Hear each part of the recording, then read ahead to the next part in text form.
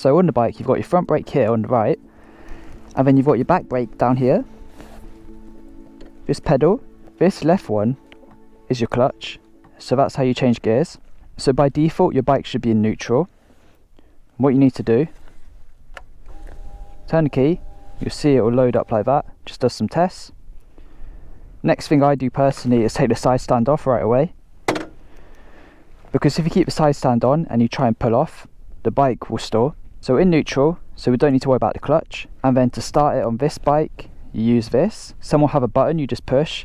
For this, you just pull down.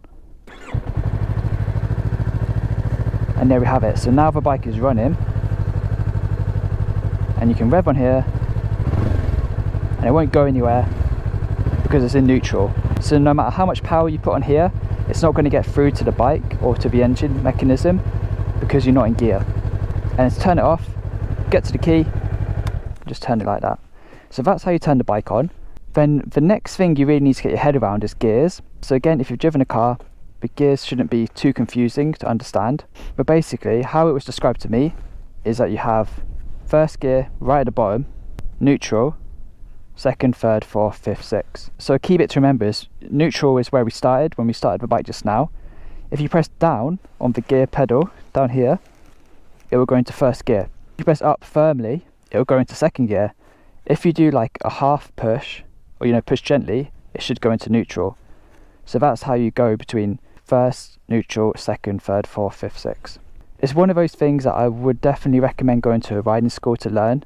It's a lot easier to just actually practice it in person. But let's see if I can show you on here. So you want to put the clutch in, because that's what controls how much power gets through to the gears. And then as you change gear, so let's go, press down firmly, you go to first. You see now it's in gear 1. And then to show you the rest of the gears, I'll probably start the bike and we can just go for a ride and I'll show you how that works.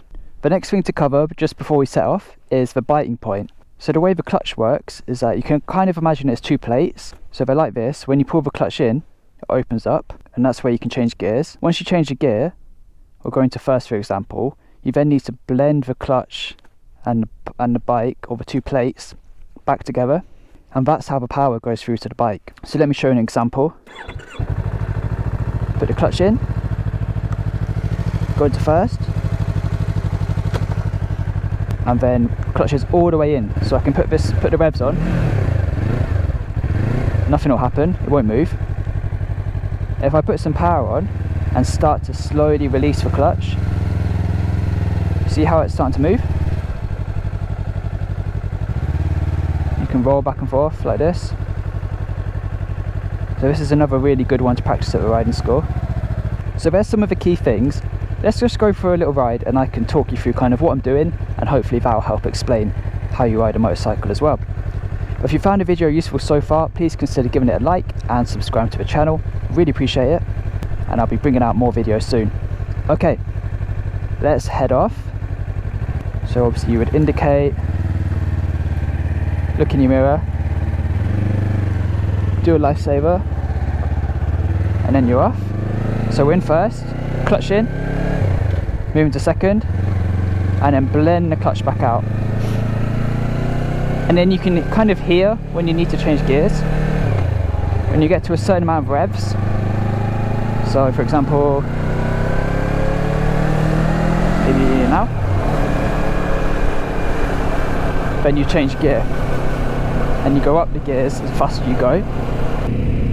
As for braking, depending on the situation, you normally want to use a mix of the front and the back brake, but the best riders always plan ahead. So if you see a corner coming up, try and do the braking and slowing down way before the corner, because that's when you have the most control. If you try and put your brakes on a corner, it's more likely that something might go wrong, you might skid or whatever. So just try to remember that. It's all about forward planning and riding defensively. So depending on the style of ride you're doing as well will depend on how soon you change your gear. So obviously if you're out looking for a bit of fun and a sporty ride, then you're going to let the revs go a lot higher, because that's where you're going to get extra power. But if you're doing a leisurely ride, then you'll be changing the gears sooner. Lovely and quiet around this bit. Actually, I'm in the Peak District and I just went through Castleton and it was absolutely heaving down there.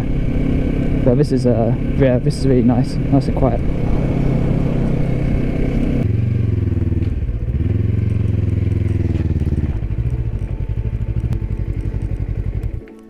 So guys, that's pretty much it. Hope you enjoyed the video.